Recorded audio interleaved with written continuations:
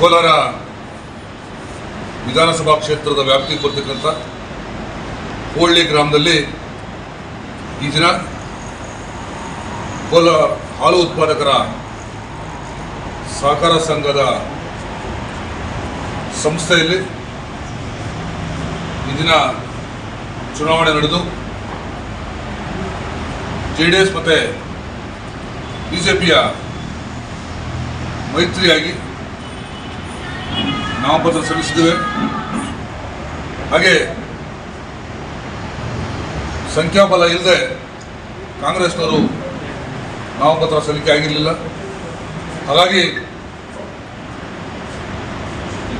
JDS BJP ಮತ್ತೆ ಮೈತ್ರಿ ಆಗಿರ್ತಕ್ಕಂಥ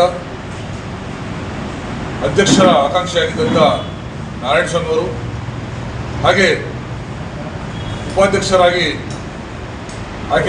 ಆಕಾಂಕ್ಷಿಯಾಗಿದ್ದಂಥ ಬಾಬು ಅವರು ಅವಿರೋಧವಾಗಿ ಆಯ್ಕೆಯಾಗೋದ್ರ ಮೂಲಕ ಮೈತ್ರಿಯ ಗೆಲುವಾಗಿದೆ. ಆ ನಿಟ್ಟಿನಲ್ಲಿ ಅದಕ್ಕೆ ಸಹಕಾರ ನೀಡಿದಂಥ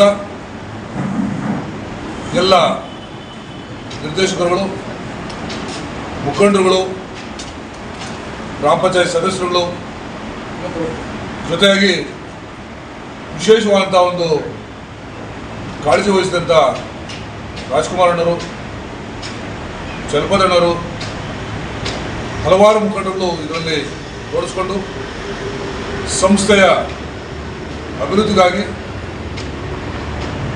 ಎಲ್ಲ ವಿಚಾರದಲ್ಲಿ ಕೂಡ ಸಹಕಾರ ನೀಡ್ತಾ ಇವತ್ತು ಗೆಲುವಿಗೆ ಸಹಕಾರಿಯಾಗಿದ್ದಾರೆ.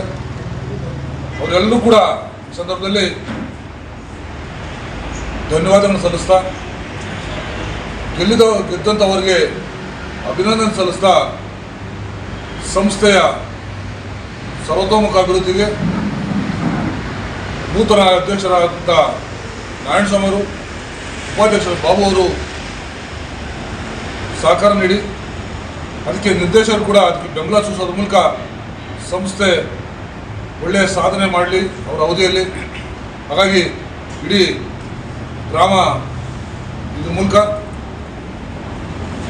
ಸಂಪತ್ಭರಿತ ಗ್ರಾಮ, ಹಾಗೆ ವಿಶೇಷವಾಗಿ ಹಾಲು ಉತ್ಪಾದಕರು ಏನಿದ್ದಾರೆ ಅವ್ರಿಗೆಲ್ಲ ರೀತಿಯಲ್ಲಿ ಕೂಡ ಸಹಕಾರ ನೀಡೋದ್ರ ಮೂಲಕ ಸಂಸ್ಥೆಯ ಅಭಿವೃದ್ಧಿಗೆ ಶ್ರಮಿಸಬೇಕಂತೇಳಿ ನಾನು ಅಧ್ಯಕ್ಷರಲ್ಲಿ ಮತ್ತು ಉಪಾಧ್ಯಕ್ಷರು ಮನವಿ ಮಾಡ್ತಾ ಇದಕ್ಕೆ ಸಹಕಾರ ನೀಡಿದಂಥ ಪ್ರತಿಯೊಬ್ಬರು ಕೂಡ ಈ ಸಂದರ್ಭದಲ್ಲಿ ಧನ್ಯವಾದ ತಿಳಿಸಕ್ಕೆ ಇಷ್ಟಪಡ್ತೀನಿ.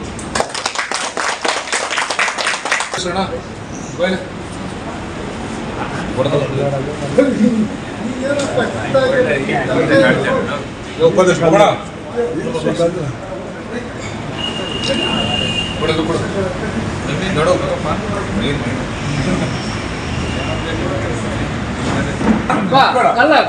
ಬಾಯಿ ಹಿಂಗೆ ಸಾಕು, ತಿರ್ಗ